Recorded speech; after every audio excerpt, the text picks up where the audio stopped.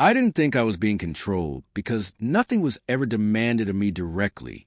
There were no rules written down, no threats, no ultimatums. It was subtler than that. I learned what was acceptable by paying attention to what caused that familiar sigh. The pause before she spoke, the calm explanation of why my reaction was a lot. We'd been married for 10 years. People called us stable. Low conflict. I believed them. I didn't realize stability can exist simply because one person stops resisting. She was always composed. If I raised a concern, she'd listen carefully and then ask what I needed in that moment. It sounded caring, but somehow the conversation always circled back to me managing myself better. She used words like regulate and self-awareness. I started feeling embarrassed for having feelings at all. When something bothered me, I'd sit with it alone until it felt small enough not to mention. That felt like growth. I didn't see it was avoidance. The first sign something was wrong wasn't her behavior. It was mine. I started rehearsing conversations in my head, editing out anything that might sound emotional. I'd bring up issues already softened, already half apologized for. Even then, she'd explain why I was misreading her intentions. She never denied facts. She reframed them. Over time, her version of events felt more reliable than my own because it was calmer. Certainty is convincing when you're tired. I found out about the affair the way inconvenient truths usually surface.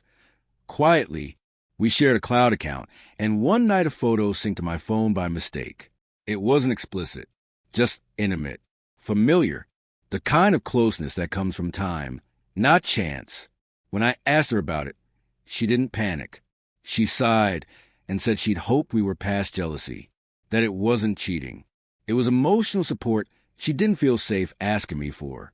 The confrontation felt backwards. I tried to explain why it hurt. She listened, nodded, and then calmly explained why my pain made sense, but didn't mean she'd done anything wrong. She said I struggled with emotional resilience, that my reaction proved why she kept things private. By the end of the conversation, I was apologizing for how I'd approached it. That was the moment I realized this wasn't just about another person. It was about a pattern where I was always the one adjusting. The days that followed felt oddly instructional. She spoke to me like I was a student who hadn't fully grasped the lesson yet. When I brought the photo again, she said we'd already addressed it and that continuing to focus on it showed I was stuck in my emotions. She suggested I work on grounding techniques, breathing, perspective. At no point did she suggest changing her behavior. The message was clear. The problem wasn't what happened. It was how I was reacting to it. The first real twist came when I realized she'd already told her version of the story to other people. A mutual friend asked how I was coping lately. That word lingered. Later, I learned she described me as overwhelmed, insecure, someone who struggled with emotional regulation. It wasn't entirely untrue, but it was carefully framed. Any pain I showed now didn't look like betrayal. It looked like confirmation. I felt like I'd walked into a narrative where I was already unstable. I asked if she was still talking to him. She said yes, but only occasionally and only to close things properly. When I said that crossed a boundary, she accused me of being controlling. She said trust couldn't grow under ultimatums. My need for safety became a flaw. My boundary became pressure. I started wondering how many times this had happened before, how often my needs had been quietly recast as immaturity. Another twist surfaced quietly. I noticed she'd begun documenting our conversations. Notes on her phone. Dates. Key phrases. When I disagreed with her memory of something, she'd quote me back to myself, slightly altered but confident. I began doubting my own recollection. I started writing things down too, not to win arguments, but to stay anchored. That scared me more than the affair itself. I wasn't just hurt anymore. I was afraid of losing my sense of reality. The moment I stopped explaining myself, everything shifted. Her calm cracked into irritation. She accused me of shutting down, of being emotionally unavailable. The same behavior she once praised as mature was suddenly framed as cold and punitive. Watching that switch flip was clarifying.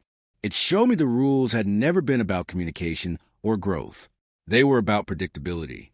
As long as I stayed manageable, Everything stayed calm. The moment I wasn't, the calm disappeared. Leaving didn't feel like a decision I made in a single moment. It felt like something that happened once I stopped arguing with myself. I realized I was spending more energy monitoring my emotions than actually feeling them. When I told her I needed space, she said I was avoiding responsibility. That growth meant staying present in discomfort. I didn't argue. I packed a bag and stayed with friend. That first night was unsettlingly quiet. No explanations to rehearse. No reactions to anticipate.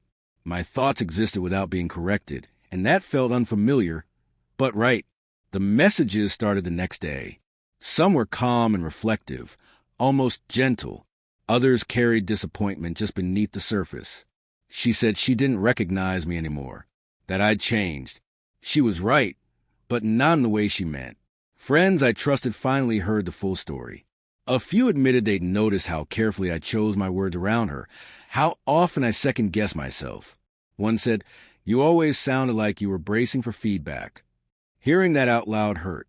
It also confirmed what I'd been slowly realizing. Therapy didn't give me instant clarity. It gave me language. I talked about the affair, but more about how every disagreement ended with me questioning my reactions. My therapist pointed out how often I described myself using her words. Overly emotional, reactive, difficult. When asked if those labels felt true outside the relationship, they didn't. That realization was devastating. It meant I wasn't broken. I'd been adapting. Grieving the marriage also meant grieving the years I spent shrinking to stay acceptable. When we finally talked about separating, it was strangely calm. She said she hoped one day I'd understand what she'd been trying to show me, that she wished I were more emotionally evolved. I didn't push back. I told her I needed a relationship where honesty didn't come with conditions and where my feelings weren't treated like problems to solve. She looked disappointed, like I'd failed an important lesson. For the first time, that disappointment didn't move me at all. If you're reading this and something in your relationship feels quietly exhausting instead of supportive, pay attention. Especially if your emotions are constantly being managed instead of respected. Love shouldn't require you to disappear to keep things calm.